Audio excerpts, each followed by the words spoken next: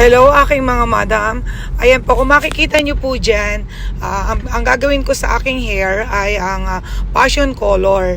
Ang ginamitan ko po siya, yan po ng ating 9% or 30 volume po.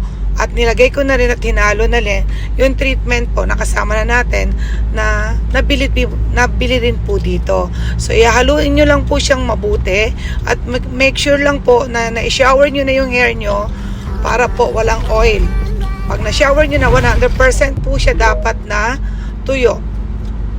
Tapos po saka nyo lang po siya i-apply sa ating buhok, na kailangan yung buhok po natin ay half away in sa ating scalp, o mapat testing muna kayo para po maiwasan po ang allergy reaction.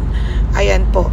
Tapos ibababad nyo po siya ng 30 minutes at hanggang 1 hour kung madaling kapitan. Ayan. Follow for more. Thank you so much.